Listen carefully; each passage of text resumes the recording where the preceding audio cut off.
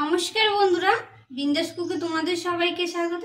তো আজকে আমি কুমড়ো ফুলের বড়া বানিয়ে দেখাবো আতপ চালের গুঁড়ো দিয়ে। আর এই বড়াটা খেতে খুবই ভালো লাগে। তো তোমরা পুরো ভিডিওটা দেখতে থাকো আর চ্যানেলটিকে লাইক শেয়ার সাবস্ক্রাইব করে দেবেন। এই বড়াটা করার জন্য আমি এখানে নিয়ে নিলাম এক বাটি আতপ চাল। এবার এটাকে আমি 2 থেকে 3 ঘন্টার মতো ভিজিয়ে রাখবো। 2 ঘন্টা চালটা ভিজিয়ে রাখার পরে কত সুন্দর নরম হয়ে গেছে। এবার এটাকে 2 থেকে 3 বার আমি ধুয়ে পরিষ্কার করে নেব।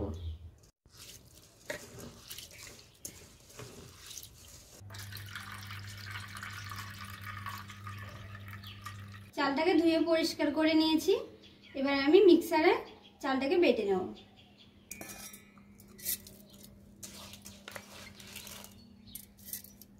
হালকা একটু জল দিয়ে দিচ্ছি।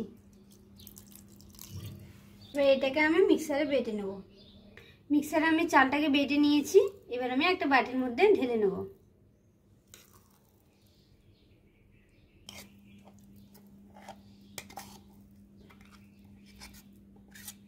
এবার এর মধ্যে দিয়ে দিচ্ছি স্বাদ অনুসারে লবণ,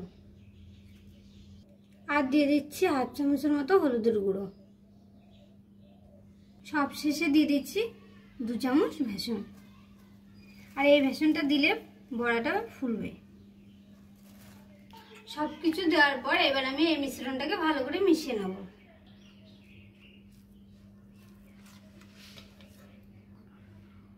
অল্প অল্প জল দিয়ে মেখে নেব।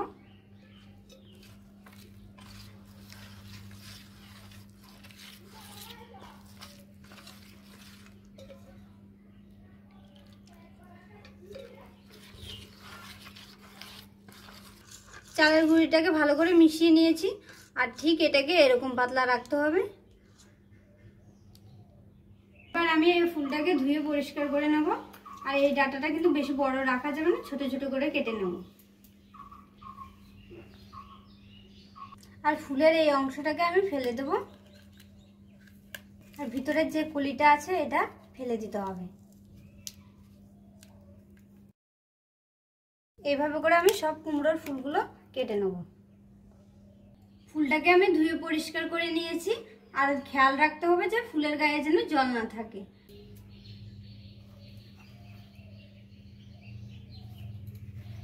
এবার আমি বড়াগুলো ভেজে নেব। তেলটা গরম হয়ে গেছে। এবার আমি বড়াগুলো ভেজে নেব। ফুলটাকে এইভাবে চালের গুঁড়োর মধ্যে মিশিয়ে নিতে হবে।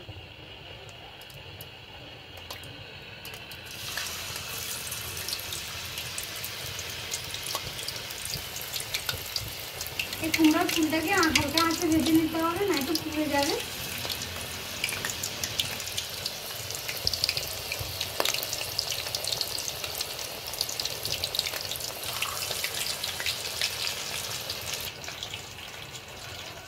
এই বড়াটার এক পাশটা ভাজা হয়ে গেছে। এবার আমি অপর পাশটাও ভেজে নেব।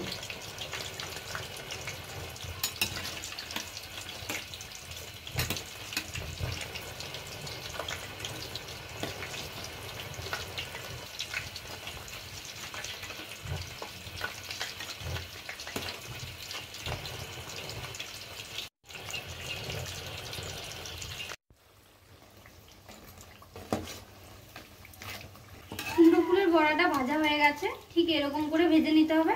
আর এইভাবে করে আমি সব বড়াগুলো ভেজে নেব।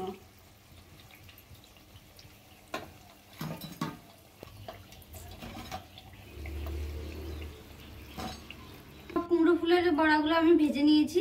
দেখুন কত সুন্দর লাগছে। একটা আমি তোমাদেরকে ভেঙে দেখাচ্ছি।